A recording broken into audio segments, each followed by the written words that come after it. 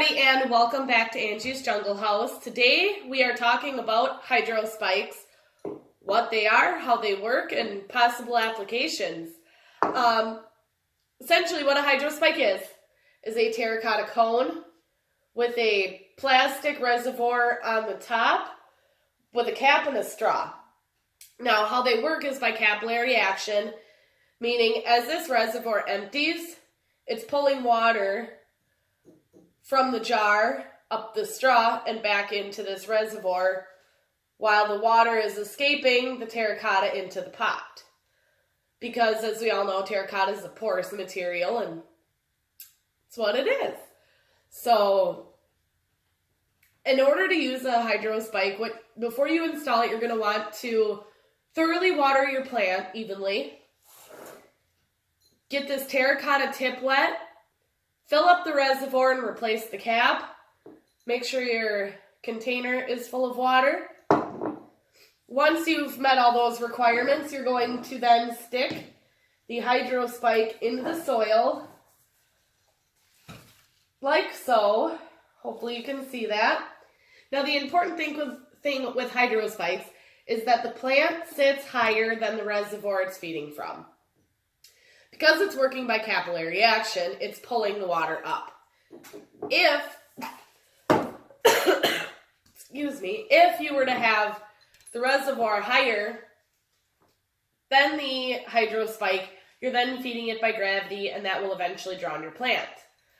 Some important things to watch with hydrospikes is when they get empty, you have to go through and completely recalibrate the hydrospike by getting the terracotta wet, filling it up, evenly watering your plant. That's primarily if the end of your hose isn't touching the water anymore and that reservoir empties out.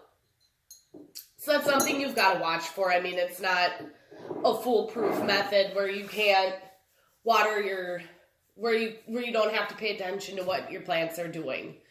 So it's important to be watching and making sure that they are receiving water, because they can dry out and then they will not work.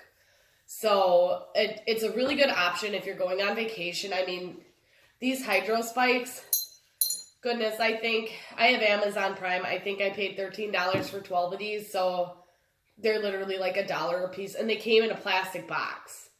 Two plastic boxes per 6. So I mean, they're incredibly cheap. So far they've been working really good for my pothos and philodendron and stuff like that. I wouldn't stick it in a succulent or a cactus, like Easter cactus or anything like that doesn't really care for water. But for plants that do like a little bit more, I mean, I could imagine these being phenomenal for calatheas and ferns. I'm going to hydrospike my ferns. Those I could see very much benefiting from a hydrospike.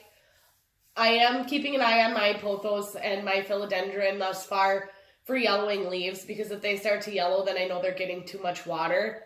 I might have to dial back the peat in my soil and use more perlite so it drains a little bit better.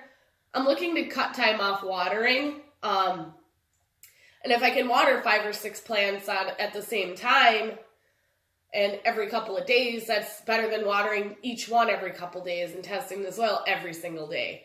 So I'm kind of looking for a happy medium. But if you guys are interested in like an update video and how my 12 hydrospikes are going, let me know. If you want to see how I have them hydrospiked and how I'm trying to hide them for now, also let me know on that. And as always, guys, thanks and happy planting.